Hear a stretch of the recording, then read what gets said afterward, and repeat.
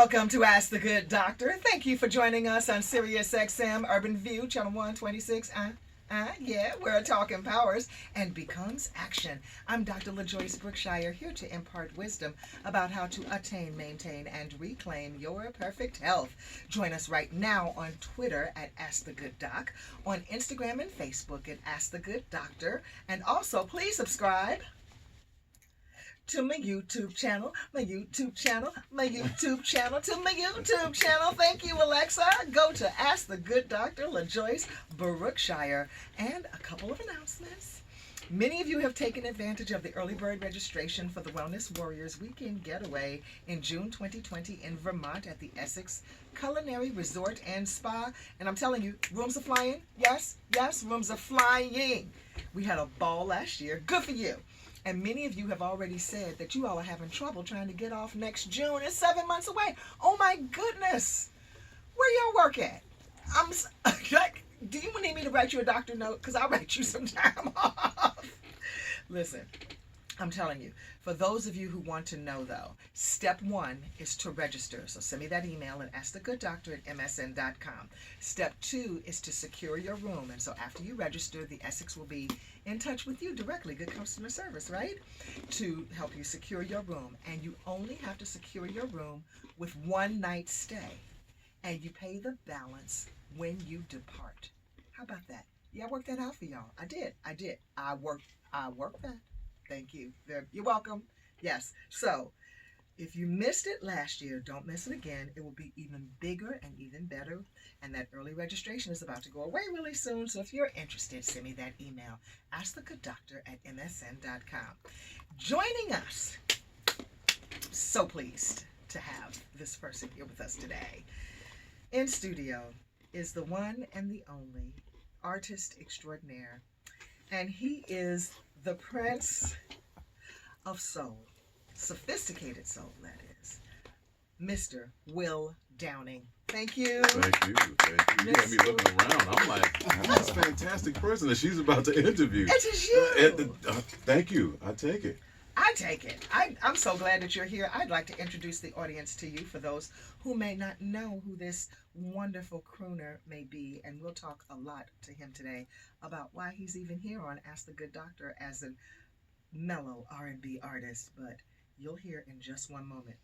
Will Downing has had a career that has spanned for more than 32 years, and he's had 22 albums.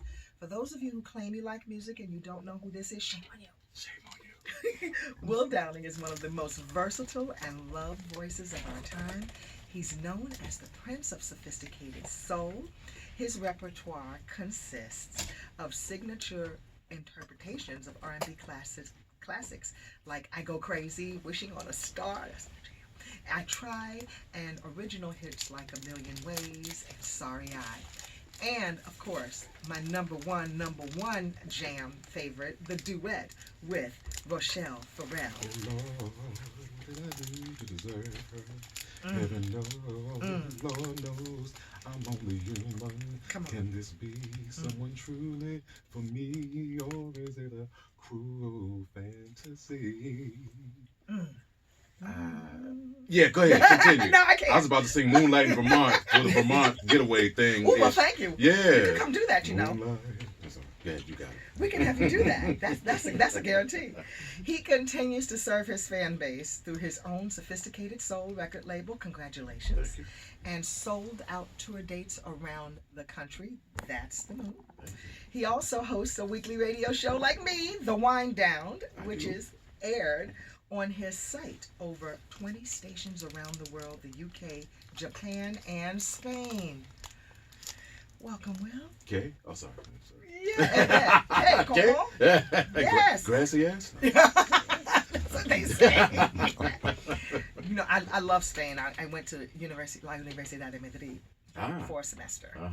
And I didn't want to come home. Really? I didn't. What's his name? Marwan. You hear someone say they don't want to come home. No, it's like, his name is Gus. That's my husband. There we go. There we go. Will, you have been through a lot. And 32 years in the industry, first of all, that's amazing staying power unto itself. And I've worked in this industry, and I know one thing is for sure: it takes a toll on you physically. Absolutely. Tell us about how the industry and touring worldwide took a toll on you. Well, I mean, it's really life. I think regardless of what business I was in or that people are in, everyone gets tested. You're going to get tested at one point in your life. So for me, Mm-hmm. it happened back in 2007. I was dealing with some issues where I felt myself slowing down Mm. quite a bit and being very weak. And my dumb behind never went to the doctor. Uh-oh. So I just kept blaming it on like the show the night before. So, we drove across the country, so body fatigue. We had two shows last night, body fatigue. And it had gotten so bad that like I couldn't do the very basic things like put my belt on or shave my head. I have a shaved head for those who, if you go on the site, you'll see what I look like. But I couldn't shave my head. I was getting to that point. Couldn't pick up bags. Couldn't get up out of a chair. Like simple things happen. I want to pause. I want you to pause Sure, right here. absolutely. You said you knew you were slowing down, yet you did not go to the doctor. Mm-hmm. That's man 101. That is man 101. Yeah. A man's last... That's man to the fifth power. To the fifth Ignorance. power. Yeah. Oh, come on with it now. Here's the thing. The man's last line of defense is the doctor. Mm-hmm. Were you afraid to go to the doctor, or were you just refusing to make time for the doctor? I was afraid. Oh. I hope I answered that quick enough. No, you Yeah, didn't. there was no hesitation. I Yeah, was afraid. Yeah, it had nothing to do with not having health care. It was just basic fear. I didn't want to hear what, someone has to say about your health that, I didn't want to hear. I didn't want to hear any cancer. I didn't want to hear any of that stuff. So I just never went. The only time I'd been to the hospital or even to the doctors prior to that was because I had to for some blood work or something like that, or seeing my kids born. That's it. Other than that, I toughed it out. If I got sick, just toughed it out. Take some Robitussin, put some tussin on it. Put some tussin on it. That'll make it better. So that was your overall remedy for just everything. Just the solution for everything. Sit down, go to bed, have a hot cup of tea, chill for a little bit, and you'll feel better. And in most cases, it worked. And in this case, it did not. I just never got better. Okay. Yeah. What drove you finally to the doctor? Well, the key word is what you said. You said drove, and I'm going to kind of tie it in. I was driving my daughter and my wife to the movies, and I saw a parking spot that was on my left. And I said, okay, let me just turn the wheel and park in the spot. And I wasn't strong enough to turn the steering wheel. What? So we ended up just kind of going straight. And then luckily there was a spot that was ahead of us. I said, okay, I got enough strength to park in there. So I was able to park the car.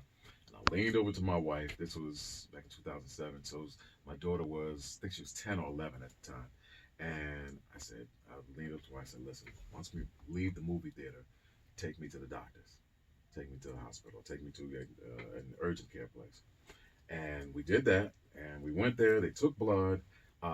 They couldn't give me a result right then and there. Sure. Sent me home. By the time I got home, there was a message on my machine that said, go to the hospital, and if you can't make it to the hospital, call an ambulance. Wow. And that's when I knew, like, yeah, you done screwed up now, bro.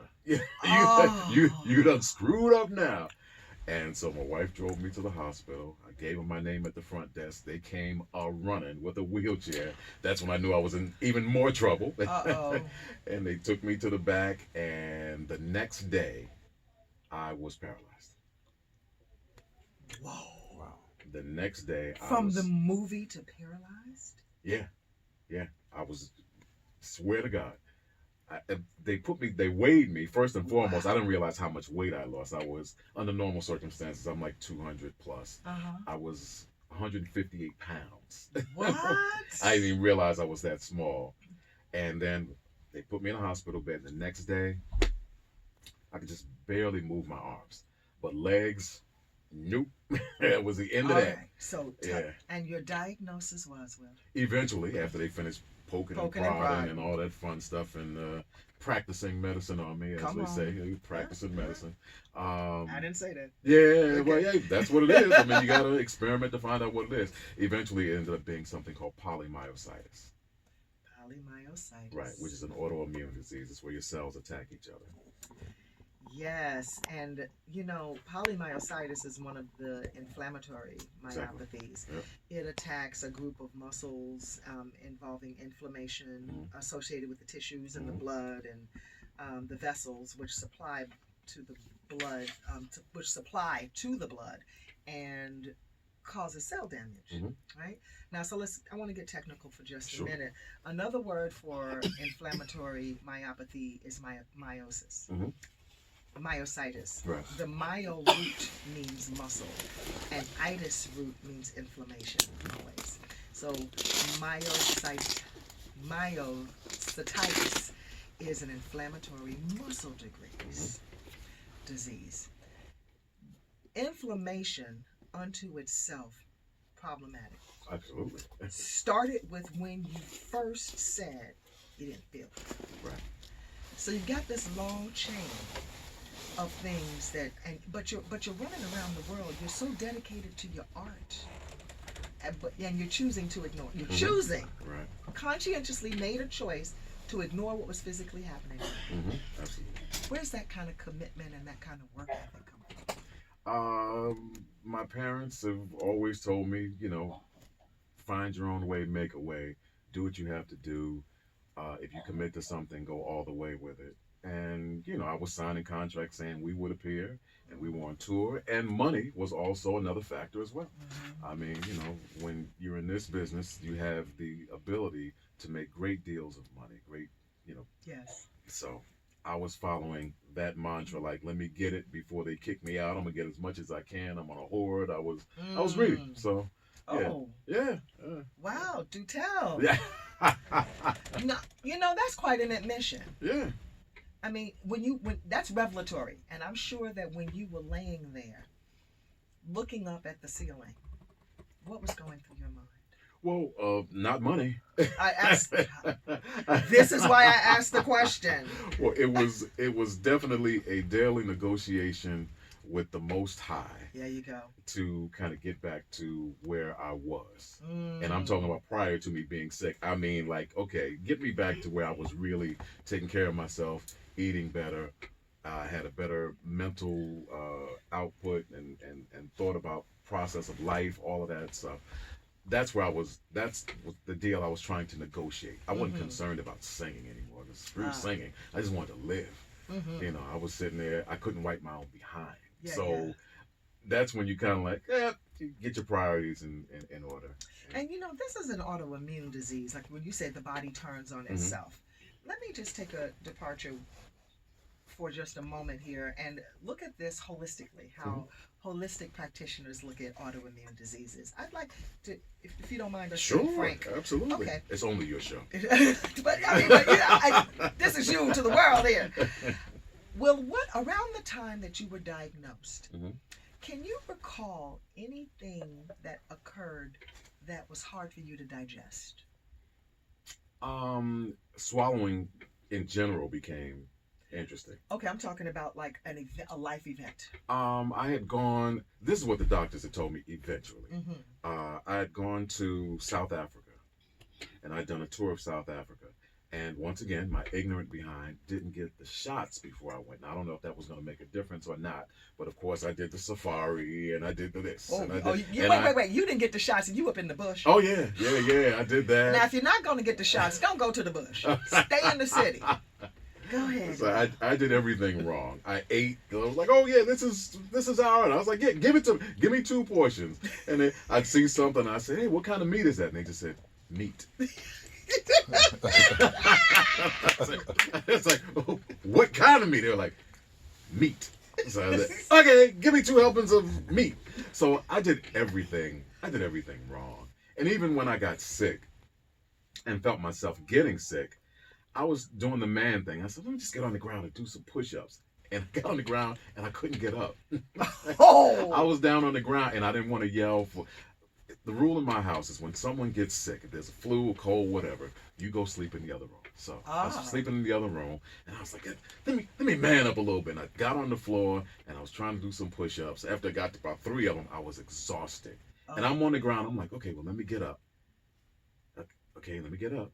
get up, and I couldn't get up, and my dumb behind didn't want to scream for my wife to come get me. Oh I my didn't want her to gosh. see me down on the ground like that, and I fell asleep for 5 hours down there, and then after 5 hours, I was able to get up. And at least get on the bed. And the one thing that I learned after the fact is with your muscles, if you push them, they tighten up. And as you said, this is a muscular disease. So after kind of lying on the ground for 5 hours, my muscles relaxed and allowed me to be able to move again. So I was literally doing everything wrong. Well, man. Yeah, man. Me, man. Bless your In heart. general, man.